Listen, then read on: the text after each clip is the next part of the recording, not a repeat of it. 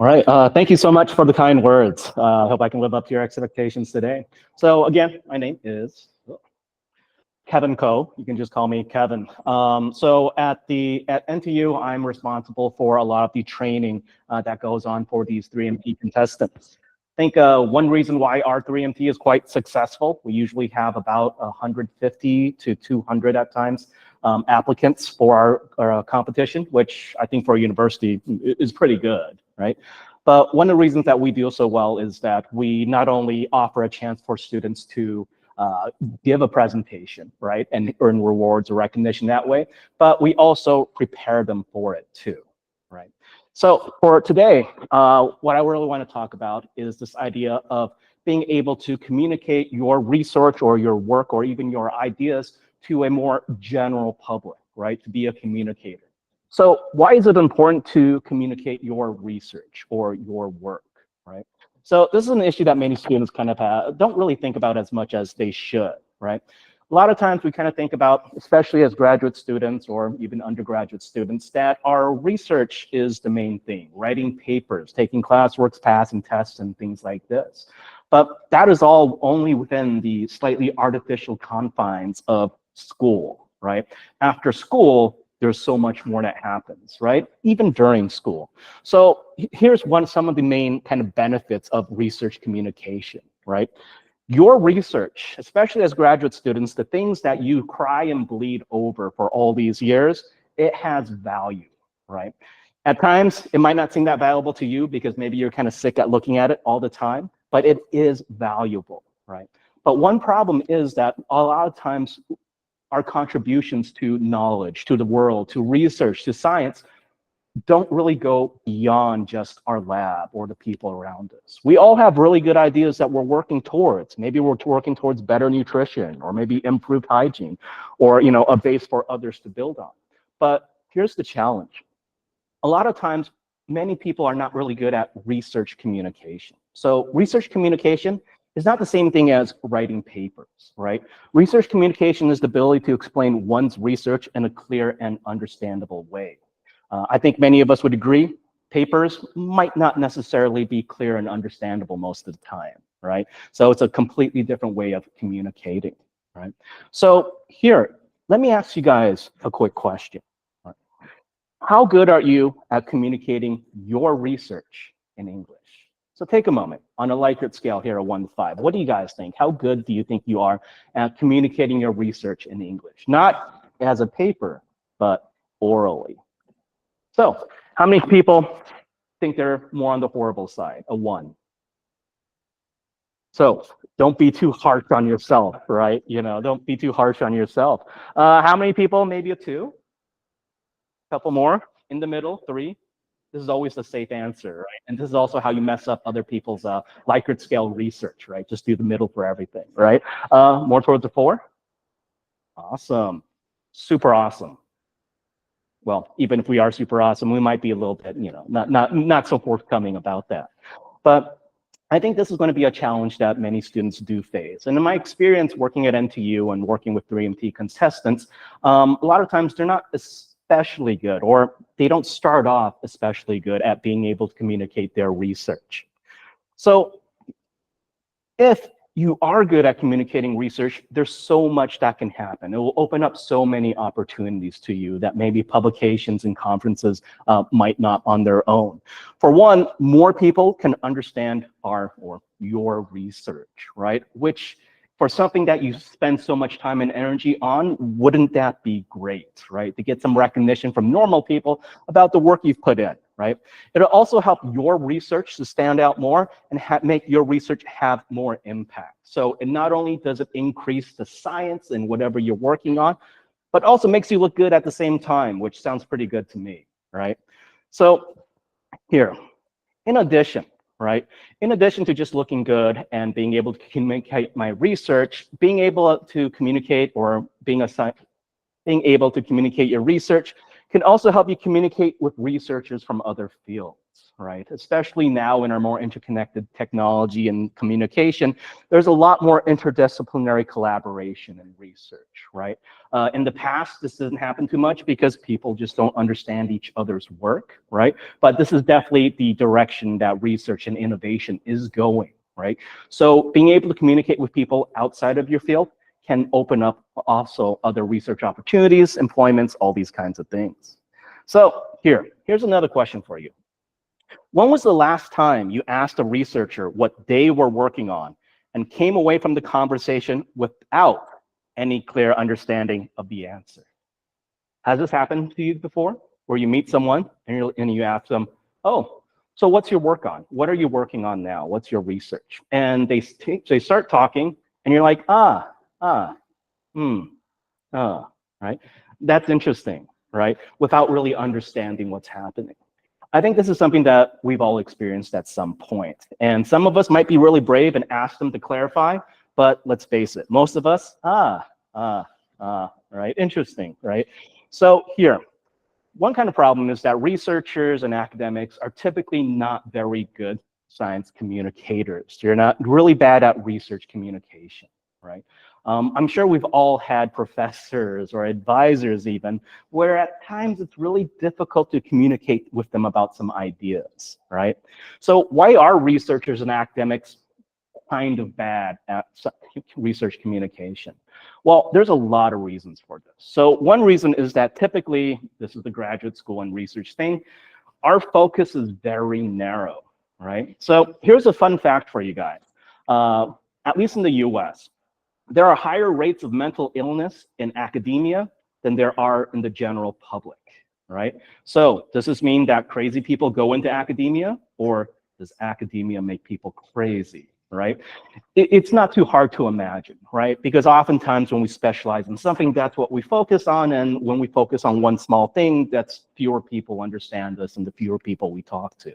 So one reason why a lot of people are not really good science communicators is we have a narrow focus, right? Other times, or another reason, is that we're not explicitly taught how to speak to research about other people. Having these kinds of science communication classes or even opportunities wasn't always available traditionally. It's definitely a more modern thing, right? Also, research was meant for a small select group of people, not a wider audience, right? There just was not that emphasis. But things have changed, right? Things have changed really greatly. Because of this, because many people, researchers, academics, have not been really good at science communication, there's been real tangible results of this, right? Large portions, at least in the US, large portions of the general public, even a large portion of highly educated members, are woefully misinformed about current advances in sciences and how it affects our lives, right? So, for example, only 37% of Americans consider genetically modified foods to be safe to eat, right? Which, if you really think about it and look at the research, is kind of weird because everything is modified in some way, right? About 50% of American public believe that climate change is mostly due to human activity, which conversely means the other half does not really believe in climate change, right? Only 49% believe that scientists agree that climate change is happening, right? So it's always fun to make fun of Americans this way, right? They're really good examples of this, but this is also true in many different parts of the world, right? This is why during COVID, we had so much craziness going around, right? Where research was fairly definitive about certain things, but people were very misinformed about this, right? So the consequence is, another consequence, in addition to the public being misinformed about what science is that if we're not really good communicators, the general public and their elected representatives do not comprehend the significance of the research, which will often mean that funding will cease, future research may be inhibited, and these kinds of things, which is bad for universities and such, right? So my goal for you guys today, what I hope to accomplish in my short talk with you guys today, is to kind of talk about how to become better science communicators. In an hour, I can't make you a super awesome science communicator, because if I could, I would be making so much more money. right? But because the act of communication is a skill, I hope to give you guys tips and tricks and help motivate you to go even further in your free time in developing these skills. So I'll be talking about first some language aspects, such as understanding the type of language used in academic or even research presentations. I'll also be talking about a couple, just a few rhetorical devices that you can use to help explain more complicated things in a simpler way before I start talking about the 3-minute thesis specifically. After that, hopefully I'll get to this. I'll talk about some more of the practical aspects, such as the performance aspect of public speaking, right? As well as developing effective practice strategies. So let's get started. So I've broken my presentation into 4 parts today. First, focusing on language, next focusing on content, before I focus on the more fun stuff of performance and practice. So let's start with a question here. If I asked you guys this, what are some traits of a good presentation? What kinds of things would you say? So time is a little bit limited today, so I'm just kind of going to push through this a little bit, right? But I think many of us will say things such as, a good presentation is one that makes me excited about the content, right? One that kind of keeps my interest, that makes me think even more, something that I get something from, right? Something that is ultimately, hopefully, a good time at the same time. So the thing is, oftentimes, especially when we're sitting through classes or looking at other people's presentations, we know what a good presentation is, at least for us, right? We also know the converse, or the other side of that, which is what are bad presentations, right? And I'm sure we've all been through many bad presentations before. These are types of presentations that I would just summarize as boring, right? So either it's boring because I don't understand, or maybe the person is not really communicating well or speaking to me. It could be boring because it's too complex. There's so many different reasons of why it could be boring, right? So this is what we want to try to avoid. So got some videos, but I can't really work out this. Can't really play sound, so that kind of defeats my videos. But if we kind of take a look at this, right? This is a medical conference presentation, and I'll just summarize. It's a really bad one, right? If you take a look, you can kind of judge just by their slides really quickly. Nope, not going to happen. All right. Technology is also something I'm for the presentations too, right? But this would be an example of like a pretty normally mediocre bad kind of presentation, where the presenter does not look really excited, right? Where the presenter is not actually speaking to the audience, right? They're looking at their notes, they're looking at the screen, but they're not really engaging the audience, right? Where the presenter has no smile whatsoever and looks very tired, right? And we can kind of tell some very, very ugly slides going on, right? But here. So to kind of avoid this, right, one reason that people kind of get turned off from a lot of presentations is the type of language that you use. So first, let's kind of talk about register, or the overall level of language that we should be using. A lot of times people think that if I'm presenting my research, I need to use an academic register, right? And sure, that's true, but people's opinions or ideas of what academic actually means can be quite different, right? So here, the way a person, what we're talking about in register is the way a person speaks in relation to the audience and how we modify our language to register, the language register to signal levels of formality, all right? So for example, let's say here you are, you run into a friend and it's a close friend. So what can you say? You could say, yo, the other person will say, sup, and it'll be perfectly fine because we're very close and around the same level. Right? So let's say same situation, you're there, you run into your professor, and hopefully your professor doesn't wear his gown all the time. That'd be super weird, right? But you run into your professor and you say, yo, it really depends on the professor, right? But that would be kind of weird, right? Especially if this was like your first meeting, like, right? But if you were saying professor, right, the professor could reply, sup, right? Just because of the register level of difference there. So what I'm trying to talk about here is the different levels that we're talking in. So how formal do you think you need to be during an academic research presentation? Many people will think pretty much like a paper, right? Fairly formal, right? On the upper scale, right? However, that's not actually true, right? And research also supports this. What happens is that when we're communicating our research, we really need to think about who our audience is. And if our audience are not editors of a journal, we definitely will talk to them differently, right? Just like how we would talk differently to a friend versus how we would talk differently to a professor, right? So when we're talking to a general public and communicating our science in general, right, it's not nearly as formal as you think. Why? Because most people prefer a more conversational tone, right? And more importantly, people generally don't talk like academic papers. If you meet someone that talks like an academic paper, it might be a difficult friendship, right? It really depends, right? And also, being too formal is quite unnatural, especially in how we're used to communicating these days, right?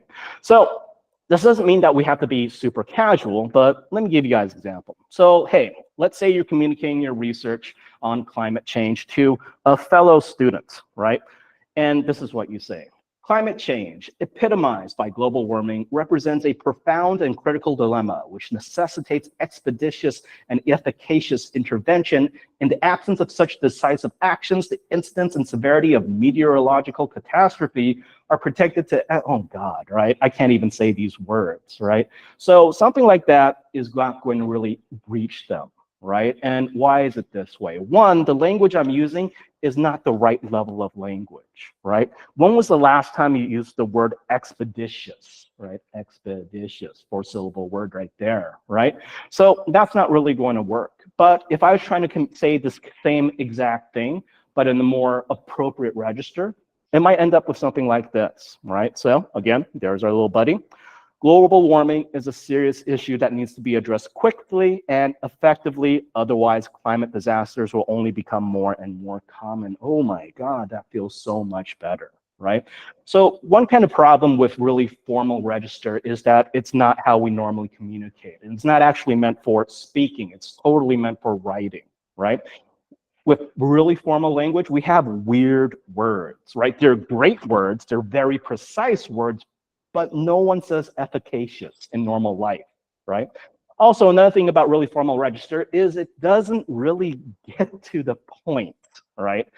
So in this case, right, if this is what we said to our friend there, he's going to cry, but those are going to be tears of happiness because he finally understands what you are talking about, right? But on the other side, though, let's say you have your professor day there and you're saying global warming is no joke, bro. We got to do something about this fast and smart. Otherwise, we're just going to see more and more crazy weather stuff happening in this case again, right? So it really all depends on who we are talking to, right? So obviously, the way you talk to people in your lab, your professors, might be kind of different from how you talk to normal people, right? But with science communication, we're focusing on talking to normal people because you guys probably talk to your professors just fine already. So here's the thing. When we're talking to a general audience, we don't want to be too casual, right? We can use our normal words to communicate, but if we want a little bit more precision or to be a little bit more, I don't know, academic or scientific about it, we need to modify our language to make it a little bit more formal or appropriate. Not super formal, right? Not efficacious formal, right? But a little bit more. So, for example, so how can we do this? We can do this through this idea of verb shifting, right? So we could, or I could talk to you guys about sentence structures and things like this, but I'll tell you right now that gets really boring really quickly. Here's a trick that we can use right away that will make really big differences. So when we're using language, right, there's a lot of word choices that we have. There are some things that we can replace and some things that we can't. So terms and ideas, maybe we can't really change that much, but things like adjectives and especially verbs, we have so many options too. And in fact, if you just focus on the verbs themselves, focusing on changing these verbs or shifting them can change the register quite quickly into something more appropriate for public speaking, right? Maybe not as much for one-on-one, but for public speaking to an audience. So what words should you use? Well, you could always look at academic word lists. There's always all sorts of things like formal, informal verb charts, or we might just try to avoid overly easy or vague words, right? But here, academic word lists, if you look at the top most common words in academia, you'll be kind of surprised that they're not nearly as complicated as they seem, right? So we have simple words such as chicanery, right? Garrulous, disillusion, and abeyance. Actually, oops, that's GRE vocabulary. This is not actually the words that we use when we communicate, right? This is also a little bit depressing because we've all had to memorize these kinds of words a lot, right? But then you find out you don't actually use them that much, and research supports this idea too. So in analysis of a huge corpus of publications, the most common words are these kinds of words, right? Estimate, export, issues occur. If this was my GRE, this would be so easy, right? Because these are the actual words that people do use, right? So first things first, it's not about fancy vocabulary. You can get a little bit fancy if you want, but these are the kinds of words that are most common in academic publications, right? So it's this idea of really the most common words we use are not as formal as you think they are. So here, I introduced this idea of shifting verbs, right? And one thing that we might do is if we're afraid we're being a little bit too casual, we could just focus on the verbs and try to find an alternative for the verb. So here, I saw 2 porcupines yesterday, right? Not horrible, right? But if I want to class it up a little bit, I might verb shift. So what do you guys think? Instead of saying, I saw 2 porcupines, which is fine, a little basic, but it's fine, but I want to class it up, what can I say instead? What do you guys think? Observed. Observed. Is that a fancy word? Not really, right? We can still understand it. The general public can still understand it, but right? I observed 2 porcupines yesterday. Yeah, that's fancy, right? But not too fancy. The porcupines were having sex. All right. So here, too casual. I get embarrassed just saying this, but we could probably come up with a better term for this. What do you guys think? Mating, right? I used my phone to tape them. All right, this is kind of dating myself, right? Do people tape anything? But what do you guys think? So I always kind of wonder, do young people understand if I say to tape, right? But if I want to be more modern, how can I update this and make it a little bit more fancy? Record, document, anything like that, right? Again, not very fancy vocabulary, but yet it does raise the level of formality to be a little bit more authoritative or confident in your research, but yet not pushing people away, right? So here, this one's a little bit weird, but overall, it felt super weird. And speaking could be kind of cute, but let's say I don't want to be that way. Instead, I might say something like, overall, it was an exceedingly awkward encounter, right? Still not fancy vocabulary. So here's the thing, verbs, there are so many verbs that we can use. And oftentimes it's the verbs that are making things much more difficult to understand, or in this case, maybe way too informal, right? So let's kind of take a look at another examples, a little short exercise. In addition to verbs where they might be too casual, we might also want to focus on words that are too vague or general or not really descriptive, right? So for example, the experiment was very hard to do. What do you think is too vague here? Do, right? What the hell? What does do mean? What does do mean? Do can mean anything, right? So in this case, that's not really helpful, right? So, but I also don't want like something like that's 5 syllables long or something like that. So in this case, I might say something like the experiment was very difficult to conduct, right? Something like that, right? Again, not very difficult words, very conversational, and still good. The impacts of the study are big. It's kind of Trump language there, right? What does big mean, right? In this case, I might say staggering, immense, serious, all sorts of options. Therefore, future studies will have a rocky road ahead. So here, colloquialism, maybe some people understand it, maybe some people don't. Let's replace it, right? Face difficulty in the future. Instead of saying there's a lot of stuff involved in these measurements, be more specific, many factors, right? Some things about the data collection had problems, some things. What are you talking about, right? In this case, Certain aspects of the data collection had problems, right? So small things like this. So instead of we will look into the correlation between the variables, where look into can mean almost anything, right? I could say investigate. Participants will get the satisfaction of participating in my study. So this was what I used in my IRB, right? Where you have to talk about how your participants will benefit from the study you're doing on them, right? And sometimes there are no benefits, but you still got to say something, right? But either way, right? I got caught on this one too, because get is too vague, right? So receive, and then I pass my IRB that way, right? So it's good that they pay attention to every single word, right? So there's all sorts of things that we can do, right? So let's do this together, and we'll be done with verb shifting. There are some important reasons. Several, right? Important reasons why it is important to get enough sleep every night. It is important. That's fine, but I could be a little bit more fancy, right? Necessary, right? Necessary. That's definitely more precise than important. To get enough sleep every night, that's okay, but if I want to be fancier, sleep sufficiently or get sufficient sleep. The most important one is that your brain thinks about, or let's say processes all the things it learned or everything it experienced, which helps us to remember what we learned, right? So small changes like this. So specifically focusing on verbs, you'll be surprised how effective it can be. Is this the only way to do it? Of course not, but this is one really good tip that we can start incorporating right away. So in addition to basically verb shifting or adjusting our register, realizing that the register that we use or the language that we use to talk to a general public or a wider audience is much different from how we talk to our professors or advisors. Another thing we can do is incorporating rhetorical devices in how we talk about things. One challenge that many students have is to try to explain complex concepts to an audience. The mistake they often make is they feel like they have to educate the person about everything, right? Almost like delivering a lit review orally, which is not a good time, right? So there's definitely a couple of rhetorical devices, or actually a lot of rhetorical devices we can use, right?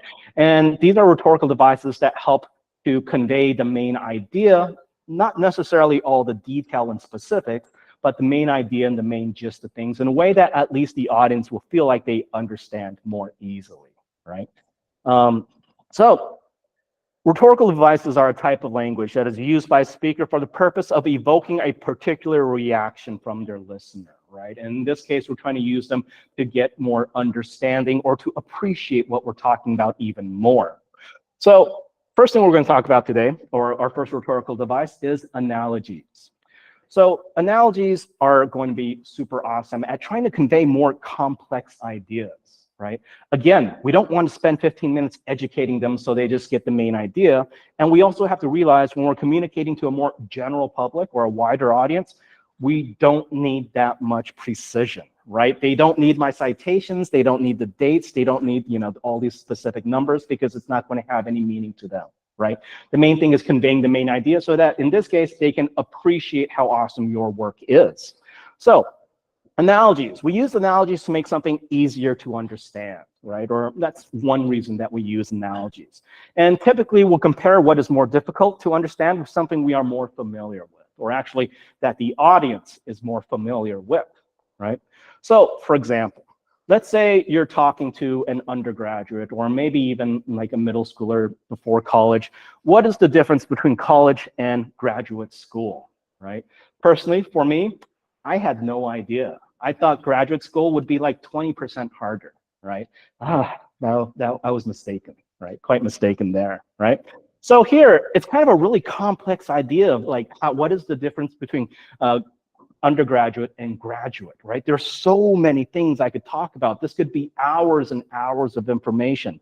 But if I want to convey it more quickly or more to the point, I might use an analogy, right? Comparing it with something that the audience might be able to visualize, understand, or have experience so that they get the main idea. Will it be the exact idea? No, right? It won't be nearly as precise, but this is quite efficient, right? So here, completing undergraduate studies is like Learning how to cook, following preset recipes with given ingredients. Graduate school, in contrast, is like becoming a master chef, designing your own recipes, sourcing exotic ingredients, and presenting a culinary masterpiece under critical scrutiny. Right? So, does this convey everything about the differences? No, but it conveys in just a sentence or two one of these main ideas, right? From just following a recipe to having to create the recipe, which I kind of wish someone had told me before too, right? Because that is a big jump, right? So analogies are pretty awesome. So let's kind of work on this. How would you describe the experience of giving a presentation, right? So in this case, our experience of giving a presentation is going to be very different for each person, right? So I could talk about all my experiences, or I can even make this more relatable by using an analogy of some kind, right? So what is it like to give a presentation? Well, presentations are like tightrope walking. Balance, focus, and poise are key to success while under the watchful eye of the audience. Okay, this analogy, it's okay. I don't know about you guys, but I've never been on a tightrope, right? And I imagine if I did, I would fall over right away, right? But it's something I can kind of visualize, right? So analogy is not only good at kind of making comparisons, but it's also really good at evoking this kind of imagery. Again, is this exactly what giving a presentation is like? No, but this is what I'm emphasizing through this analogy, right? So our purpose of an analogy can be to make something easier to understand, but it also can be more, to add more dimensions to something, maybe more imagery or more meaning or more impacts, right? So again, what's it like to give a presentation? Oops, too many buttons. Presentations are like juggling flaming torches. It takes skill and practice to keep everything in the air, and one wrong move can lead to disaster, all while being watched by an eager audience. Again, no experience with flaming things, right, which I think is a good thing in life, but it adds a visual element to it. It makes this boring, let's face it, kind of a boring idea about presentations a little bit more interesting, a little bit more engaging, because we're making it more visual, right? What about this? What's it like to give a presentation? Presentations are like walking a tightrope over a canyon. The tightrope represents the presenter's carefully prepared material, and the canyon represents the potential pitfalls and distractions that come with public speaking. Balancing on the tightrope requires focus. All right, so in this case, maybe too much, right? Maybe too much. Not to say it's not possible, but ideally we're working for efficiency, right? With just a couple sentences to get the idea across. If you want to incorporate an entire story into it, that could be good, right? If you wanted to, but then you kind of have to think, do you want to spend this much time on just this one main idea that you're conveying, right? But yeah, what about this analogy? Presentations are like eating soup with a fork. The audience is a bowl of soup, and the presenter clumsily tries to convey information using the wrong tool, making a mess in the process. Do you guys get it? Because I don't get it. In this case, it's not helping, right? So it needs to be productive. It needs to either make us understand something better or add more spice to it in some way, right? So analogies are great. They make things easier to understand. They connect more abstract ideas with something that's more relatable. Analogies, definitely a skill. It takes some practice to do, right? But yeah, here are some quick tips about making analogies, right? Good analogies are going to be familiar. They're going to try to connect with something that the audience either knows or can visualize, right? And they're often, not always, but often based on a type of concrete experience. For example, let's take a look at this. Electric potential is the electric force to the electric force what height is to the gravitational force. GRE flashbacks already, right? But in this case, I'm talking about electric potential, gravitational force. What is electric potential? That's not something I really think about. But if I compare it to something else, specifically voltage, right? That's going to be more concrete and more direct because electric potential, that's not what we normally talk about. But voltage, I've heard about voltage, right? But it doesn't always need to be concrete. Basically, it can also be used to can be expressed in terms of ideas that you already know. So for example, understanding a complex concept is like solving a puzzle, right? So in this case, understanding a complex concept probably is not a very difficult concept to understand, surprisingly, right? But through an analogy, I can sell this even more or kind of frame it in a more interesting way that the audience will find more impactful. So it's like solving a puzzle. At first, the pieces might seem scattered and unrelated, but with time and practice, you start to connect them, forming a coherent picture that reveals the underlying remains, right? So that's nice, right? It feels kind of good. You look pretty good using an analogy, and that was just like 10, 15 seconds at most, right? All right. So yeah, so I'm just going to move it a little bit forward from analogies, and here we go. Next thing I want to talk about is using examples, right? So analogies are great. They take a lot of practice, right? But the idea is pretty good. The main thing to think about is that they need to be productive or add something to your presentation. Make it easier to understand or more like, wow, more dimension to it. Another thing that we can do is to use examples, which technically is what an analogy is, but we're not English majors, we're not going to be picky like that, right? But another approach is to specifically use examples to illustrate what you are talking about, right? So let me ask you guys, how many of you guys know what a piezoelectric motor is? All right, awesome, because then I can say whatever I want about it and no one's going to be like, he doesn't know what he's talking about, right? So piezoelectric motors, right? So especially with my engineering students, they have a very difficult time conveying these kinds of ideas, right? If your research is about a piezoelectric motor, then you can't really avoid it, right? Your audience will have to have an idea of what a piezoelectric motor is, right? So in a paper, they might say something like this. A piezoelectric motor, or piezomotor, is a type of electric motor based on the change in shape of piezoelectric material when an electric field is applied as a consequence of the converse piezoelectric effect. I hate when they define things using that word they're defining in the definition, right? An electrical circuit makes acoustic or ultrasonic vibrations in the piezoelectric material, most often lead zirconate, titanate, and occasionally lithium niobate or other single crystal materials, which can produce a linear or rotary motion depending on their mechanisms. Wow. Now I think I get it. Do you guys get it? No one gets this, right? But this is often the language that graduate students will use or engineers will use, because this is what they write, right? And to an engineer in their field, this somehow makes sense, right? So here, I might say, why don't you give some examples to make it easier to understand, right? And this is what my engineers will typically do.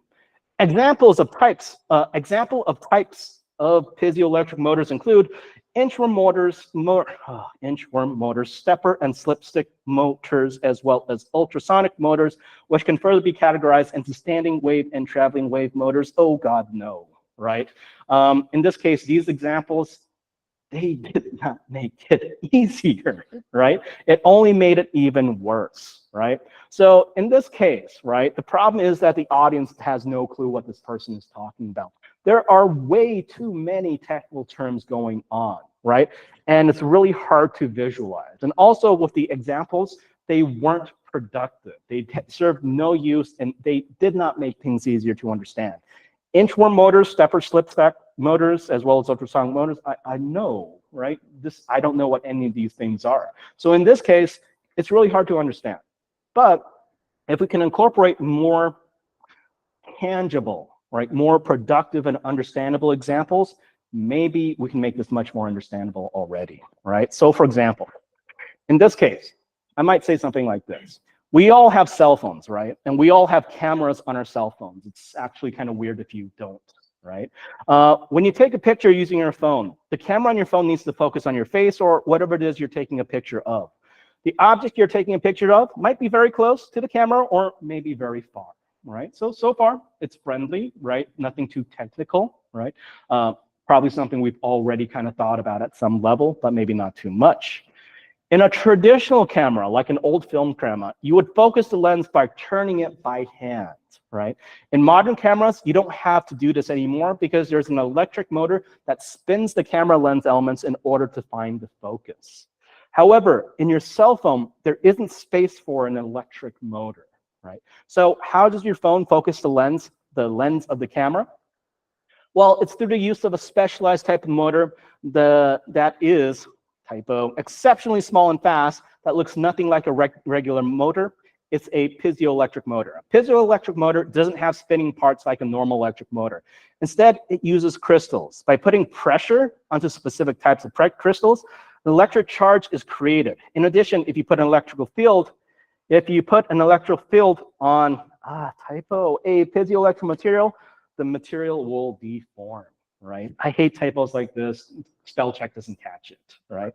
But there, right? So compare that to what I just talked about with piezoelectric materials and things like this, right? Suddenly this is going to be much more understandable. Is this exactly what a piezoelectric motor does?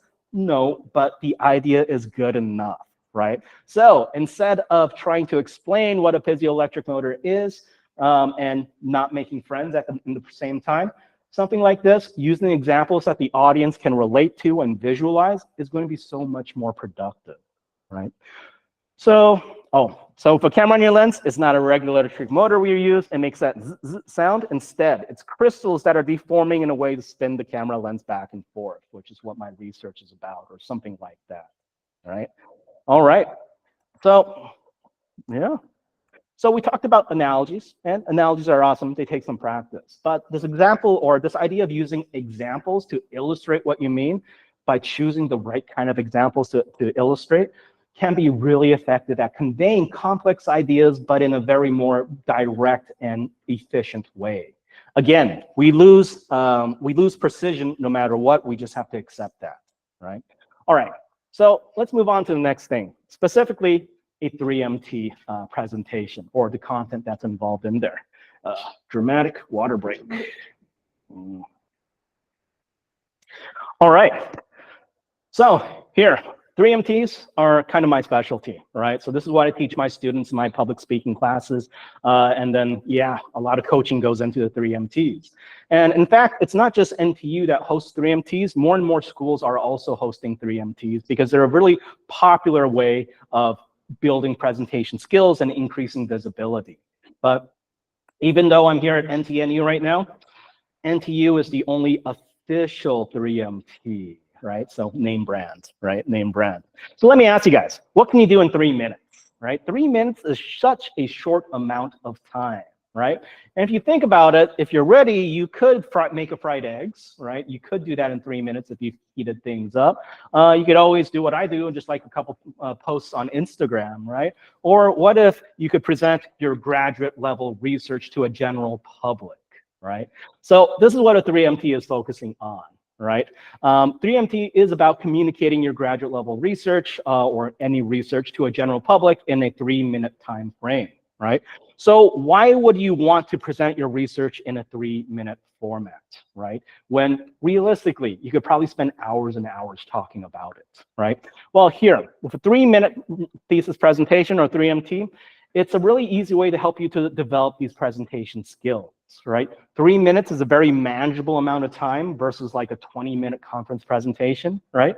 It also helps you develop performance skills too, right? Because this is specifically aimed at a general public, right? It also helps you kind of think about content design skills because 3 minutes is not a long time. We can't waste much time at all, right? Everything needs to be productive or contribute to the overall message, right?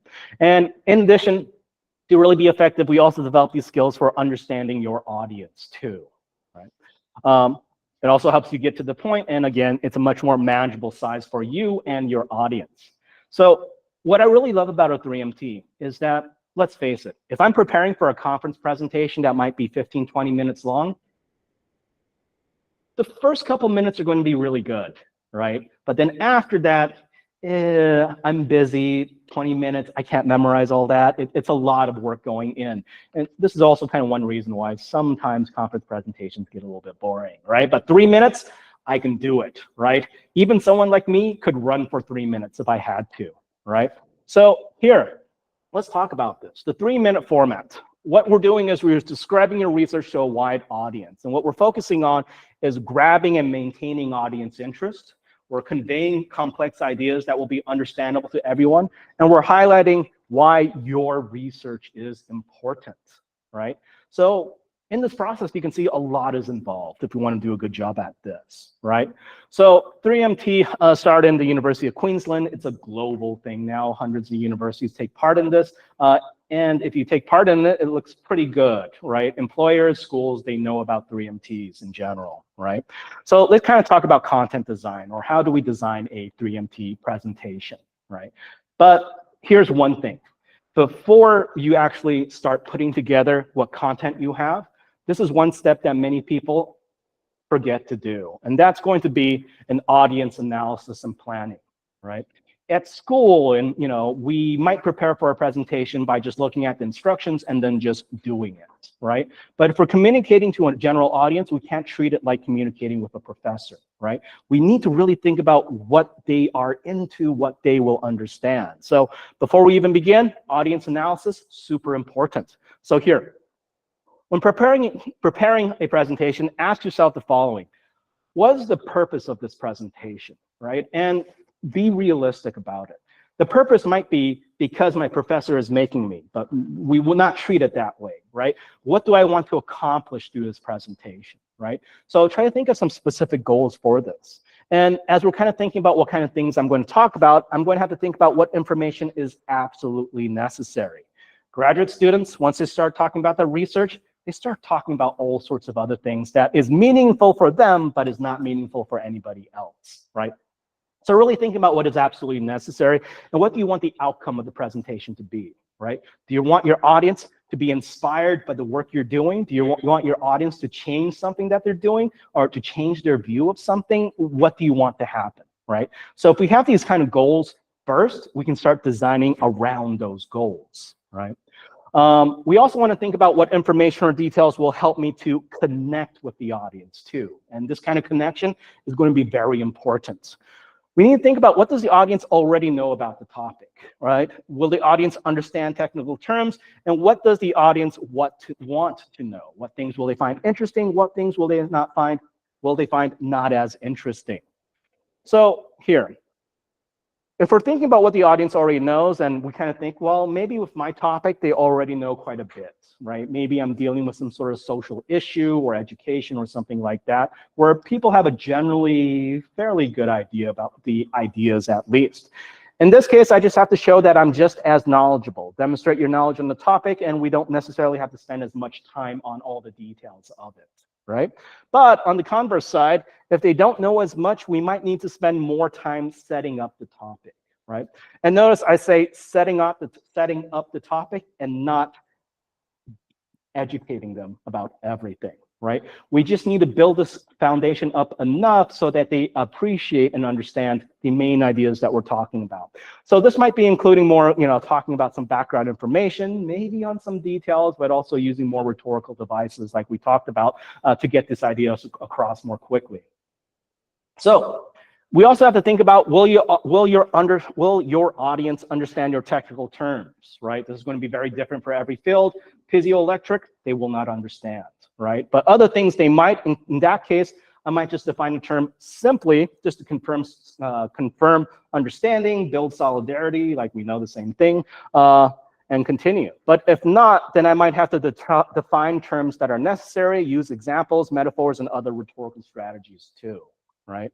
So the main thing here when we're talking about the audience is not thinking about what you find interesting. It's thinking about what the audience will find interesting and engaging. And this is actually a really difficult thing, right? Especially since if you guys are graduate students, many of you guys will have friends that are just in your lab, right? Our world gets smaller and smaller. For many disciplines, it gets smaller and smaller in graduate school, right?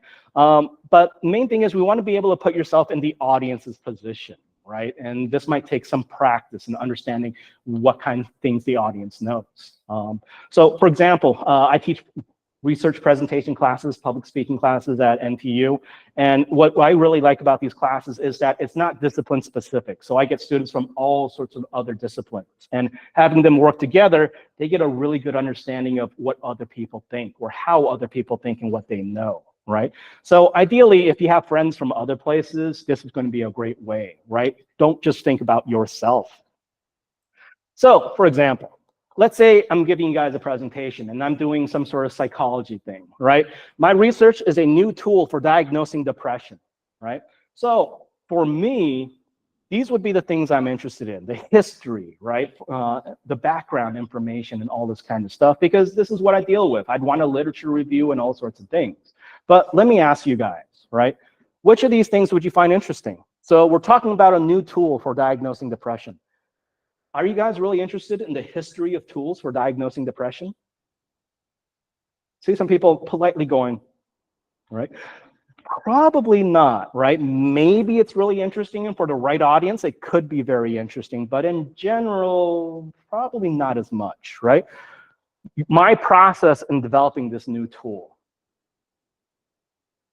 Again, for some audiences, it might work. For most people, I feel like they'd be more interested in the tool itself, right? Not my story of how it made it, right? How this tool is different from other common methods of diagnosing depression. Yeah, could be good, right? How effective this tool is, oh my God, for sure, right? If I talk about all this stuff and it's not effective, what am I doing, right? How this tool can be applied to everyday use, oh, this is gold. How your tool has changed over time, maybe not as much, right? But it's just kind of idea. What will your audience find most productive, right? You might be interested in the lit review, but I can guarantee you most audiences will not be interested in it, right? So this is what we're kind of doing when we're starting to plan. So that was kind of audience analysis and planning, right? Really thinking about the audience and who they are.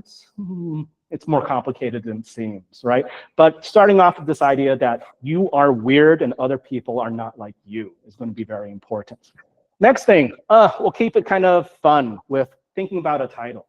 So for most presentations, what students often do in a 3MT presentation is they use their paper title, right? But paper titles, paper titles could be good. They could be kind of bad, but oftentimes they're not very good, right? So here's the thing. Your presentation title is a lot like the cover of a book, right? That's like one of the first things they hear about your work, right? And sure, we are told not to judge a book by its cover, but we totally do, right? So for example, check out these books, right?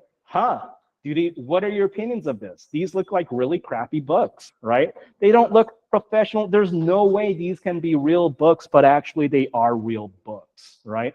But we judge them no matter what, right? So the same kind of idea happens in our title. So let's say my paper title is, you need to take a deep breath for this, Ventilation Distribution and Lung Recruitment with Speaking Valve Use in Tracheotomized Patient Weaning from Mechanical Ventilation in Intensive Care. Oh, sexy. Not really, right? Examining tourist non-purchase intention of peer-to-peer accommodation, impeding factors, and perceived risks. I feel like I understand most of these words, but I still don't know what's happening, right? Hayashi Yasuo and Yagi Kazuo in post-war Japanese ceramics, the effects of intramural politics and rivalry for rank on a ceramic artist's career from the slow fashion movement. Sounds a little bit more interesting, but I have no clue what's going on. But more importantly, these titles being the first thing that your audience is going to see are not really helping you look good, right? Again, the title of a book. So we do want something that's going to be more attractive, right? And come on, think about a title. Yeah, it might be kind of hard, but it's not like the hardest thing in the world, right? So here, what about these kinds of titles? Answering ancient questions with modern methods. I don't know as much about what this is talking about, but it sounds interesting, right? Regrowing Appalachia, understanding the hydraulic impacts of deforestation and restoration. Okay, right? Not the most like grabbing, but seems pretty interesting. How to learn a language from the dead. Oh, that could be a movie title right there, right? But again, we're judging people, right? Even though we're not supposed to. So do not use your journal article title, right? That's not meant for the general public, and that will turn people off entirely, right? So here, what we want to do is we kind of want to think about how can we change our title into something that's going to be more engaging for our audience, or help market ourselves and make ourselves look good, get people interested in what we're talking about. So instead of ventilation, distribution, lung recruitment with speaking valve use and all this kind of stuff, I might say something like, well, what about dying to talk? Ooh. Again, it's not going to be nearly as precise, but this is going to be much more interesting, right? It lowers the affect of your audience, right? What about this? Instead of Sex-specific DMRT1 and CYP19A1 methylation and alternative splicing in gonads of the procrandrious hermaphrodite barramundi, which, side note, is a type of fly thing. Anyways, I might say, let's talk about sex change, all right? Instead of saying short-term neuropsychological recovery and alcohol use, use disorder, a retrospective clinical study, helping patients to recover short-term neuropsychological recovery and alcohol use disorder. So here, with this kind of example, it's going to be great if you could come up with something like learning from the dead or dying to talk or let's talk about sex change. But if you can't, this is also going to be a really good approach where you have something more descriptive and helpful in the beginning using the colon to add more details to it, right? So realistically, this is going to be a more easier approach if you're having difficulty coming up with something really creative. But the main thing is both sides, not scary, right? Not scary. All right, so that was the fun part, talking about title. Let's talk about the next thing, avoiding jargon, right? So this is related to register, but it's a little bit different because jargon is typically going to be terminology. And in all our fields, we have all sorts of terminology going on, right? So how can we adapt this kind of terminology for a general audience, right? So it's going to be really important. Think about your audience, right? They're not in your field. They will not understand your terminology. They're smart and intelligent, but not in your field, right? We want to try to avoid technical words when possible because like piezoelectric materials, those things can be very intimidating, right? I start hearing piezoelectric and I still shut off right away, right? We also want to use planar function words since this is kind of related to what we talked about. Academic does not mean opaque language, right? The words are not as complicated as they need to be. So here, your audience might not be as knowledgeable about your topic, but they have their own motivations and purposes for attending your presentation, right? Each audience member, again, if we want to think positively, they have a goal that they want to get. It's not because you're giving them extra credit, but they do have something they want to gain. They should want to gain from your presentation, right? So we need to help them. So if we use technical language a lot, like piezoelectric, that's not going to work. That's not going to help them. So one thing we can do is if we have jargon or technical language, if we can translate them into normal language, that's going to be one option. That's going to be super awesome, right? So let's say my research is on riverine avifauna, right? Kind of fun to say, but will your audience know what riverine avifauna is?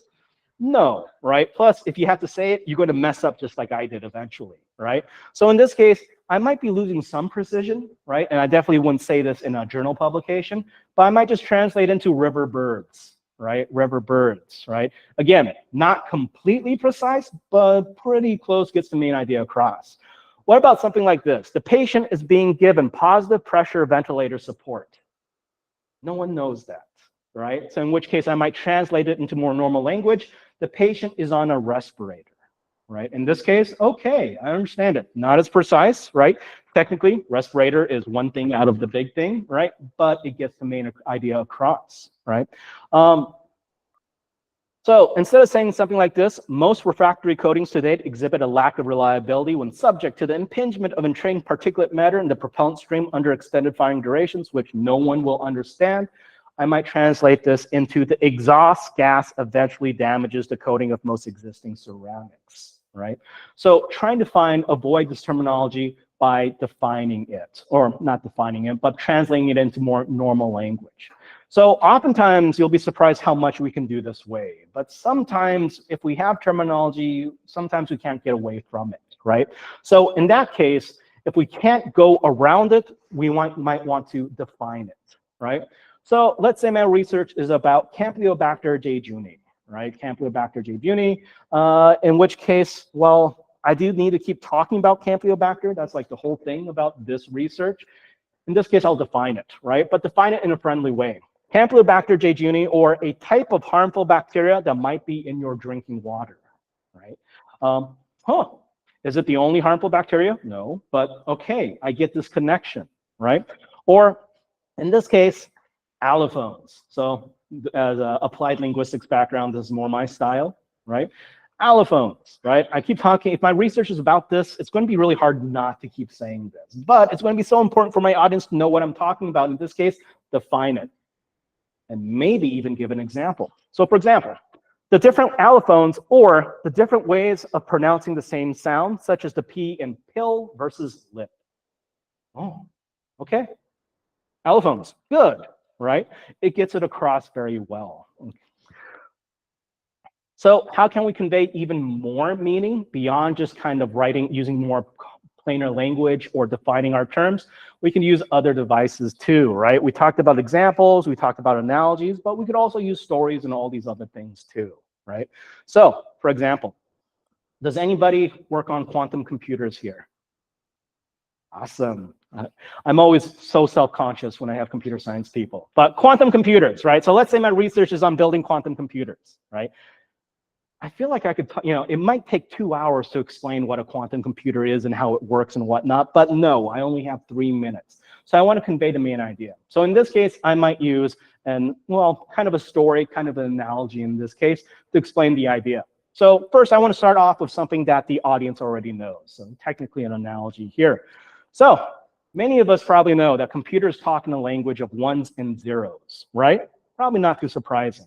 But here's the thing, because it only talks in ones and zeros, the more complex, the more ideas it's trying to convey, these ones and zeros get longer and longer and longer, right? Which is why computers haven't been developing as quickly, and we run out of memory much quicker because of these huge strings, right? So this is where quantum computers comes into play. So what is a quantum computer? It's a very complicated thing, but let's think about it this way, right? Let's imagine a coin, right? A coin, let's say heads is a 1, tails is a 0, right? So a traditional computer would just be heads and tails. But let's say we take the same coin and we spin it, right? As it's spinning, let me ask you guys, is it a 1? Is it a 0? Is it both? Is it neither? Well, this is what quantum computers are. We have this superposition, this third position, and that's about as much as I know about it, right?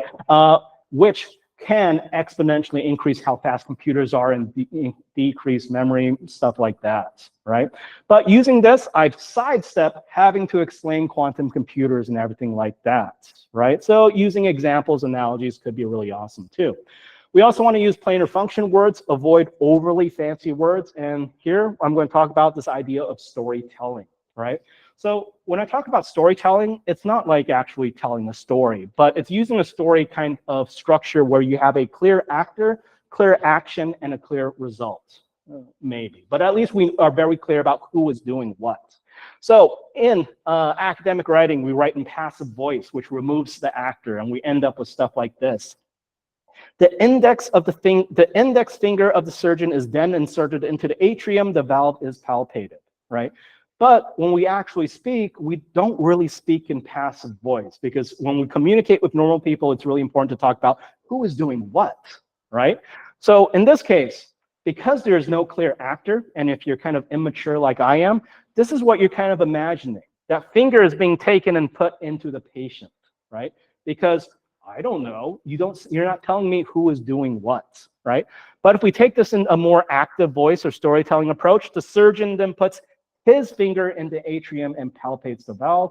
All right, that's going to be much more understandable and much more like conversation too. So we've talked about a couple things. Here is going to be the heavy part, the 3-minute content, right? We've kind of thought about our audience. We kind of thought about a catchy title to start things off. And we kind of thought about what kind of terminology we need to use or avoid or whatnot, right? Now let's talk about the actual design. So here, you guys are really lucky. A lot of people, when they think about doing the 3MT, they really have no idea where to start and where to end, right? They kind of treat it like a paper, and that's going to be the first mistake they make, right? So here, I'm going to present to you guys a structure based off an analysis of like thousands of 3MTs about the progression of ideas that happens within a 3MT. Typically, there's always weird ones out there, but typically, right? So let's talk about this content. So I'm going to treat it in 2 different ways. I'm going to be talking about the intro, body, conclusion kind of idea, and I'm also going to be talking about the specific steps that happen here. So within a 3MT, typically there's going to be 8 possible moves that happen, and they typically go from top to bottom. There might be some recursion, but typically with 3 minutes, no, it's basically straight through. So By the end of this part, you will know the progression of ideas. You'll know what you need to talk about first, next, and after that, right? Which would be a great starting point already. So let's talk about this, right? So here, I'm going to be talking about the introduction section, which contained the first couple moves here. The introduction section to a 3MT is the most important part of the 3MT, right? Oftentimes, students will make the mistake thinking that I need to fit more content, so I'm going to cut from the beginning. But no, that's only going to handicap yourself. It's so important to be able to engage their audience right away. Here's the thing. If the audience expects your talk to be boring, it's going to be hard to change their mind, right? If they're unprepared for the content, they're not going to pay attention. If they don't care, if you haven't highlighted why this is important, then it's really going to be difficult and it could be really boring. So the introduction of a 3-minute presentation, 3-minute thesis, 60 seconds, maybe even 90 seconds, right? So 30% to maybe even 50% of your presentation. But this is what's going to be necessary, especially for a general public. So let's talk about what happens. So first of all, we start with step 1, an orientation, right? So the idea, super easy, right? We greet the audience, we introduce the topic and start providing some background information, things like this, right? We have 8 moves. The orientation might be a little bit longer than most moves, right? But this is how we're starting. So it might be something like announcing what we're talking about today, such as, ladies and gentlemen, today I want to talk to all of you about thousands of robots right around the world that want to make your lives better, right? Some sort of opening. But it's not just an opening, right? It's definitely much more than just one sentence. So what's happening here is that we need to provide these kind of introduction parts to it. We need to provide a hook, some kind of background, and then we have our other steps. So orientation, our first move, is hook and background, right? Our starting and some background information. So here's the thing. I've already mentioned that the hook or the beginning of a presentation is very important, and here's the reason why. With any presentation, the audience starts off with a lot of attention. They're paying attention to you, they're feeling good, they're comfortable and whatnot. But that attention starts dropping incredibly quickly, right? So for example, I know I've lost some of your attention already, right? Or definitely not as high as we began, right? Because I sit down, I get kind of tired, you know, I start thinking about other things. And then this kind of attention starts fluctuating now and then, right? And students will notice very well, the moment you sense things are about to end, attention returns, right? So here's the thing. With our orientation, what we want to do is try to diminish this drop in attention, right? We want to try to maintain that interest. Will it drop? Probably, but we don't want it to drop like nearly this much. So with this, we're going to be really working on hooks, right? I'm sure hooks are something that we've all thought about, but many people are not really good at hooks. Kind of like analogies, it's a skill, right? But I'm going to talk to you guys about 5 different hooks today, right? And here's the thing.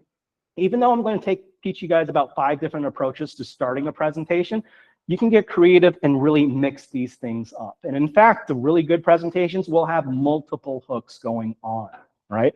So let's start with an image, right? So with a 3MT presentation, you get a slide, you can present an image, right? You can use this image to spark people's interest. So for example, if this was my slide without the kind of lame template, right? I had this picture. I might start off with something like, thank you for coming today. Here, I want you guys to take a look at this picture. What do you see? What do these shapes remind you of? Well, considering how some of you guys are going he, maybe you guys see some anatomy going on, right? But you guys would probably know what kind of pictures these are. These are Rorschach ink block tests. We see them in movies all the time. Oftentimes, you know, detectives or psychiatrists are using these to kind of measure if someone is crazy or not, right? Depending on what they see. But actually, that's not what a Rorschach ink block test does. It does not measure if you're crazy or not. What it actually does is it measures your level of emotional functioning, which is related to my research in some way, right? So having something like that, especially an image that they can interact with, not just like a picture of my cat, how cute, right? Can be really productive. It gets people interested and involved. And with this example, I started off kind of general with something you guys can relate to too, right? So I started off with an activity, made a kind of joke about it, right? Rorschach block test, movies, then we kind of see the connection before moving into what I'm talking about specifically, right? So we can start off with an image, right? But we can also do other things too. So we could also state a problem, and this is going to be quite common of approach, right? We present a problem that hopefully is going to be interesting and engaging for our audience. So for example, pancreatic cancer is a serious condition which will likely lead to death within a matter of months. With all the advances in medical sciences, there is still no real treatment for this cancer. A diagnosis today is just as deadly as it was 100 years ago. Well, I tried to take a more serious approach here, right? But if I highlight the problem, that could be kind of interesting too, right? We might also ask a rhetorical question, right? And here's another tip. If we can make it topical, it would work even better too. And what do I mean by topical? Something your audience has been thinking about recently. We live in an earthquake-prone region. Do you know how safe the building is that you live or work in? Do you think it would survive an earthquake? Well, today I'm going to talk to you about how to find out or something like that, right? So could be interesting, right? Could really work. So these examples are short, right? We can really expand on these and include other things together, right? But I'm just trying to illustrate what kind of approach you might start off with. So another thing, you might refer to surprising data of some kind. So maybe not necessarily a problem, it might relate, it might overlap with a problem, but something interesting. Did you know tuition for an undergraduate degree at an Ivy League university in the US costs over $60,000 a year? Compare that with the cost of tuition at the top universities in Taiwan, which is only about $2,000. So what does this mean? Well, studying at an Ivy League school for 1 year costs just as much as studying in Taiwan for 30 years. Expensive, right? But are these degrees from these schools worth it? And then research stuff, right? So even something like this could be kind of interesting. For me, it's really funny, like, make fun of America a lot. Or we might take a more storytelling approach, right? So for example, have you ever been in a situation where you're caring for a family member who is in the last stages of a deadly disease and feel that you just don't care anymore? That it would be easier for everyone if they just died. I never thought this would happen to me. I'm a compassionate person. I care about others. However, when my grandfather got sick and stayed sick for a really long time, oh my God, right? You know, we naturally like stories like this a lot, right? So these are just a couple ideas, right? There's definitely other ways of doing it, and we can mix and match these together, right? But ideally, what we want to do is we want some sort of device to get our audience's attention and to provide background information, some education about the topic at the same time. So we want to provide enough background information for your audience to understand or care about your topic even more. But we don't want to give too much, right? So just enough so that they're ready to kind of appreciate how impactful or important your research is. So this leads us to our next step. We start off with orientation, which is basically some background information as well as mainly our hook. After that, we move into our rationale. Basically, we state the motivation of the research. What we're trying to do is convince the audience of the relevance or usefulness. So gaps, problems, needs, this kind of thing. We're talking about the general problem, not the specific problem that your research is talking about, right? So moving from general to specific. So in this case, I might say something like this. Right now, there is no good way to recycle batteries. Most countries don't have the ability to do so, and if they do, the process often produces toxic and harmful chemicals that can not only damage the environment.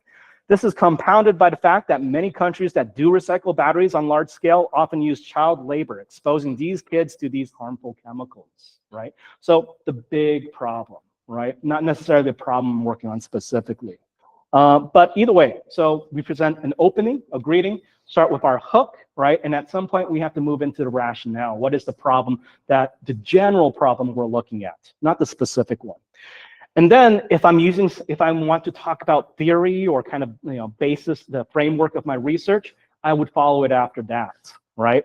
I might talk about how my research is founded upon a theory called activity theory. And activity theory simply tells me that human beings create or adopt tools to do stuff if I wanted to, It doesn't always happen, but if you do want to talk about theory, this would be the place. So I start off with orientation, some sort of greeting, some sort of hook, start talking about my topic. I move into my rationale. What is the big problem, right? And if I want to talk about theory, this would be the place. And now I move into the purpose, right? Which is your specific research. What are you trying to accomplish with your research, right? So we're moving interesting, general, and more specific, right? So we state the research objectives, purposes, or focuses, what we're trying to do. So for example, I might say, the big question that we want to know is how effective are these reading programs for these struggling readers, considering their limited resources, but what your research is looking at specifically. So the purpose could just be one sentence, right? It doesn't have to be paragraphs. Orientation, that might be a paragraph. Orientation background, that's a paragraph in total, right? Purpose could be a sentence, could be more if you want to focus on it, but for most people, it's just going to be 1 or 2 sentences. All right, so this leads us into the body of our presentation, right? So in the body of presentation, we have 2 more moves that are going to happen, right? The body is going to be the meat of our presentation, but here's the thing. We might be tempted to go through our entire paper, IMRD, right? All these kinds of things, but no, banish the thought. There's no possible way, right? But what we want to talk about are the most interesting things. Focus on the things that the audience is going to engage with more. So for example, what is going to be most meaningful and interesting? So here, in the body, we have 2 moves, which are methods and results, right? So I've talked about what my research is looking at. I move on to my methods, the first part of my body, right? But here's the thing. Your method section in your research paper might be a couple pages, but I probably don't want to talk for a couple pages about these methods, right? So for most people, well, the body, 60 to 90 seconds, but talking about the methods, we want to talk to them, tell the audience what we did, right, in general. And for most people, if you're not focusing on describing your methods, it's just going to be 1 sentence, right, what you did or how you do it. This could be as simple as, we developed a new drug. We developed an algorithm, right? We developed a survey to use to measure this or that, right? I'm not going to talk about how my algorithm specifically works because you can imagine that's going to be boring right away, right? But justify what, so we might present a method, and for most people, it's just going to be 1 sentence, right? And then after our methods, we move into our results. And results is going to have a little bit more variability. A lot of graduate students might not have results yet, right? The time from between you have results and when you graduate is typically relatively shorter, right? But no matter what, we have to talk about something here. If you have results about your research to talk about, this is the place, right? And this might be a couple more sentences going on. If you don't have results, you'll talk about where you are in your research, implication, what you're going to be doing next, or what you expect to find. Right? So this finishes our body, methods, results, right? Methods, 1 sentence. Our results, you can imagine, will be a little bit longer, right? But it's not going to be too long, though, because after that, we follow with our conclusion, which contains 2 steps, too, the implications and termination. And here, outside of the hook, I would say implications is the next most important thing, right? So here with the implications, I've talked about my results. Now I need to justify or remind my audience, so what, right? What is the benefit of all of this, right? A lot of people are going to be very humble about this, right? And let's be honest, for many of us, our research might not change the world, right? Maybe we're just looking at that one little piece out of the bigger thing, but that's not sexy. That's not what we want to present. Right? We want to talk about the possible implications. And this might mean we might talk about the larger implications of this, right? So for example, if my research was about developing a new drug to treat pancreatic cancer, well, it's unlikely to cure pancreatic cancer because that would be like Nobel Prize right away, right? And ultimately, realistically, it might be like decades before anything else, even with this research. But instead of just talking about how my research didn't really do anything, I would present it more, I would market myself even more. How research like mine could one day lead to a cure for pancreatic cancer. Is that true? Yes, right? We're spinning it a little bit, right? But this is what the audience will remember, right? If we highlight that it didn't really do anything, that's what they're going to remember. They're not going to see the bigger picture, right? So these are what the implications are. Answering the question of, so what, why is this research important? How will it change things? And finally, after that, we have our termination, right? So we end with either some sort of conclusion, final remarks, or whatnot, right? We might pose a question to the audience, or we might end it kind of simply. But typically what kind of happens here is we offer some type of recap, right, on what we just talked about, along with a final message. So this example I took from one student's 3MT. So her research was on developing chemical sweeteners and things like this. I don't know, right? Something like that, right? So here, she has a quick summary of what she talked about, where she kind of commented on it, where with this knowledge, we can choose the sweeteners that have the health effects that we want, right? So just kind of referring to what they just talked about. And then she had this kind of closing. So whatever your needs are, if you're overweight or diabetic, or if you just want more cake, my research can help you to find the best sweetener that gives you the best of both the most happiness and the least health effect. Now, wouldn't that be sweet? Kevin's a middle-aged man. This is what he likes, right? So here, right, we end with some sort of impactful message, right? Could totally just end with, and thank you very much, but of course, this will be much more impactful because it's our last chance of kind of spinning and marketing ourselves, right? And also, just with any presentation, your audience will remember the beginning and the end the most, right? Primacy, recency, if you want to look at the psychology of that, right? But yeah, so that is the structure, right? Wanted to share some examples of 3MTs with you guys, right? But can't get sound to work here, so it would be really awkward just to look at a silent video, right? So my slides are hopefully going to be made available to you guys, so check it out if you want, right? But I've got an example, and then I kind of break apart what is happening in each of these steps, right? So yeah, in this person's research presentation, I chose this one because her research is about developing a board game to teach people how to handle or how to work towards solving global warming, right? So I chose this example because one, is this research completely necessary? Probably not, right? Oftentimes people use a medical example and they have it too easy, right? Pancreatic cancer, it's like, okay, right? But a board game, I'm going to have to sell this, or she will need to sell how important this is, right? So just kind of a brief summary, right? She starts off with her orientation talking about board games, right? How board games, we've all played board games, and board games are really fun, right? One of the oldest forms of social interaction. Then she kind of talks about this idea of how games shape our perception using this example of Monopoly, right? Sharing her experiences playing Monopoly and also building off of our experiences because everyone has played Monopoly at some point, right? And she leaves with this final message of that, or in this section, that games can teach important lessons, right? And she kind of gives examples of how these examples of how this works. In this case, how some emergency rooms have a board game that teaches them how to handle emergencies and things like this, right?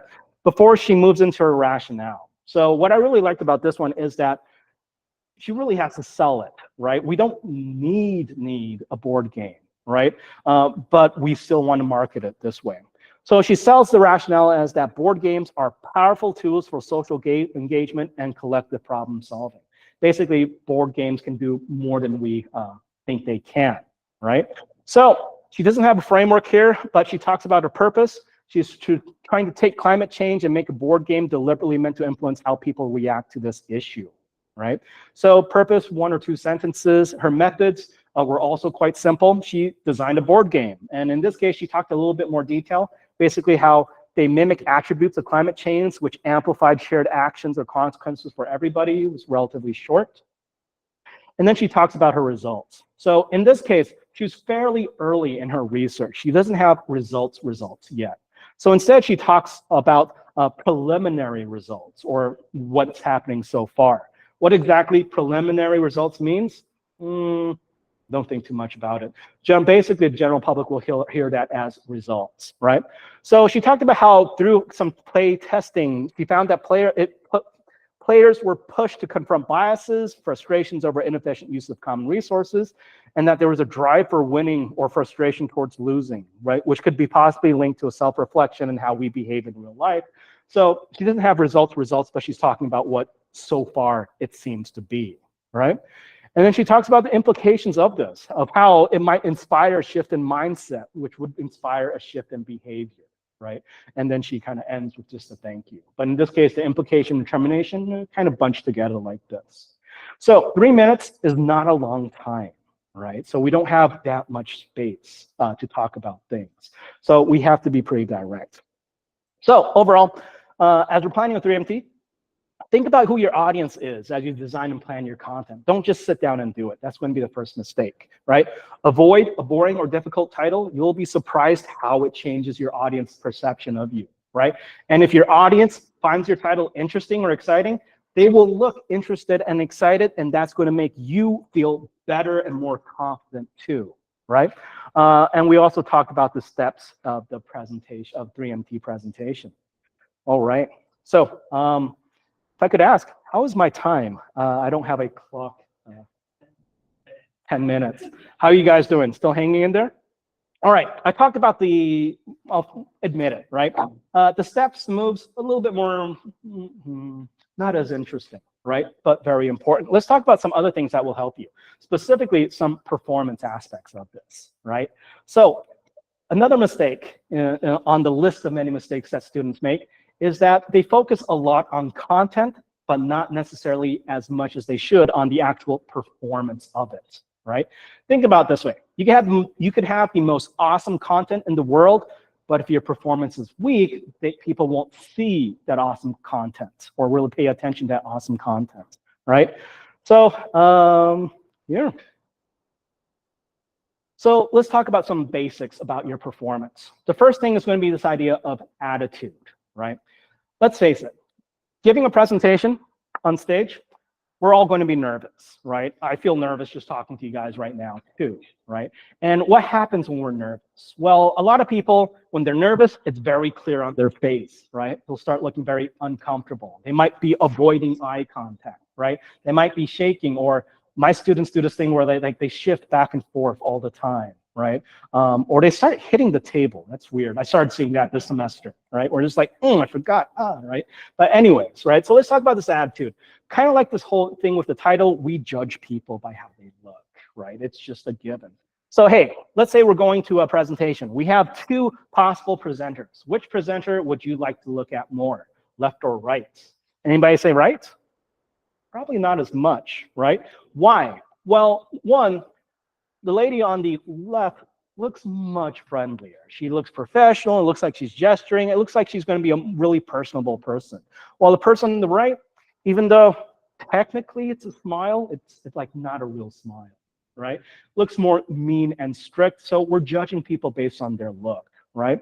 So for example, let's say you stayed on campus very late and you left at 2 a.m. And as you're leaving the gate of your school, this person bumps into you really hard. You turn around and you're ready to go like, what? But then you see it's this person. What is your reaction? You continue, right? Why? Because based on his look, we have these assumptions about what he is like, right? So what? He has these tattoos, a lot of tattoos. It looks kind of scary, right? He's bald, or it looks like he's shaved head. Looks like a bigger guy. He's wearing one of these t-shirts that only bad people wear, right? There's all these kinds of things that are telling us, right? But yet, if we look at him in a different situation, completely different feeling, right? So attitude is what your audience is seeing from you. It might be what your facial expressions are. It might be what you're wearing, all these kinds of things, but your audience is constantly developing an opinion about you. They're developing this idea of whether this is going to be an interesting presentation, a bad presentation, a boring presentation, and so on, right? So it's really going to be really important to pay attention to these kinds of things. I had a couple examples I want to talk about, but it's not going to work. But either way, we have to be really careful about what our persona is on stage, right? A lot of people, if they're nervous or thinking about their script, they don't smile. They look very serious, right? But that's not what people are drawn towards, right? People forget to smile, right? People forget to make eye contact with the audience. But the main thing is we need to think about what we look like from the audience's perspective. So, for instance, we see this dog, it's going to be like bad dog right away, right? Bad but cute because it can't do anything to you, right? We see this, we think good dog, right? We see this, we think like he looks like a jerk, but suddenly he looks friendly. Now we think looks like a mean teacher, but suddenly a friendly teacher, right? We get all these kinds of things from all this nonverbal kind of communication that's happening, as well as appearance and things like this, right? So be aware of this, right? And as you practice, remind yourself to be focusing on how you look, right? A lot of times we focus just on content, but no, that's not the most important, right? We at least need to look confident and friendly to open the door for them to look at our content, right? So we don't want to be uninterested or look unprepared, right? These are things that give negative vibes, right? We don't want to avoid eye contact or stare at the slide for an entire time. We definitely want facial expressions to happen, right? Good ones, not like just scowling the whole time. And we definitely want some energy and enthusiasm, right? So how can we present a good attitude? One, make sure you're giving eye contact, right? You're looking towards the audience. And I know this is much easier said than done. I could give like a 30-minute seminar just on eye contact alone, right? But the idea is we have to be looking towards who we're talking to. This is how we build this relationship of communication, right? If I'm not looking at you, I'm not respecting you as an audience, right? I also want some level of energy. I might be terrified, but I want to show enthusiasm, right? And this is going to depend on your personality. Some of you guys are more friendly and outgoing, then hey, awesome. Some of you guys, let's face it, a little more strict, a little bit more reserved, but we can still express enthusiasm, right? And how do we do that? For example, so it comes down to this idea of contrast, right? So it's like this way. If I'm serious, but at times I smile a little bit, that smile, that contrast, is amplified, right? So it's almost like I'm smiling more, even though I'm not smiling that much. Anyways, advanced kind of stuff, right? We also want to work on our body language, right? Standing up straight, looking confident, kind of a more open body language, incorporating gestures, things like this, which could be another 30 minutes if I had that kind of time, right? But we also want to think about creating our presentation with your audience specifically in mind too, right? So now, let's work on something else too. So I know that was kind of quick, but moral of the story there, be aware of what you look like. We want to be engaging in how we look, right? We all have different styles, but whatever our personality is, we can definitely make ourselves more engaging or friendly or approachable for other people. So I think I'll end today with just kind of talking about one kind of a voice technique that's going to help you, right? So I've talked about kind of nonverbal stuff, smiling, a little bit gesturing, things like this. But how you speak is also going to be very important. Let's face it, most of us will memorize our presentations. And this is actually not a good thing, but this is what people do. Problem is when we memorize it, it sounds like we memorized it. It sounds like we're reading it, right? So this is going to be very unnatural because how we talk is not like reading intonation. We're much more dynamic than that. And talking about voice performance, could spend an entire semester, right? But here are a couple tips, right? Or at least one tip that's going to really help you, right? First thing, when we speak, our voice is very expressive. Think about how you talk to other people. It's doing all sorts of things that are quite complex. Think about how kids talk. They're even more right? Even more like mom. They're doing all of these kinds of things with their voice, which is expressive of their mental state or their ideas or feelings or all this kind of stuff, right? But if we don't have this kind of dynamic range, if we're doing it like just reading a text, that's already telling us very artificial and it's going to be harder to relate to, right? So here, I'm going to be talking about this idea of regulating or chunking. This is a simple thing that we can do with a script that can make our voice less like reading, or it can help break this idea of reading intonation, right? So regulating or chunking is the artificial control over speaking in which the speaker breaks up the spoken line into smaller parts and puts silent beats between them. One thing about reading intonation is it's like a train. Maybe not a fast train, but it's a very steady train, right? So if we work on with our scripts where we're putting breaks and pauses, this can add more dynamic range to it. And this can also help you to control your pace, let you breathe and look more comfortable, and also make you look more confident, right? So for example, let's say I took Obama's speech. A boring version would be if I just read straight through this, right? But, and here I'm trying to imitate Obama, but I might get this wrong, but you'll get the idea. Obama is really good at how he chunks or breaks things apart, right? He actually has a lot of pauses between what he's talking about. And sure, Obama, he has the gravitas to do that, but we can definitely do something similar. Maybe not as much, but something similar. So in this case, he might say, in many of our nations, especially developed countries, there is among our general population a genuine compassion towards those in need. There is a recognition of the grinding poverty that so many experience every day. Every day around the world. You get the kind of idea, right? Where we are putting these silent breaks and we're kind of phrasing things together. This is going to help you to sound more natural, and this is also really good at not only building drama, making you look more confident, right? But also combining ideas together that are going to be more digestible and easy to understand for your audience, right? So as you're working on your script, think about where you would pause, and don't treat all pauses the same. Some are longer, some are shorter, right? Depending on what you want to do with it, right? But yeah, had a lot of these. All right. And then finally, I'll end with this. So my time is probably up, but here we go.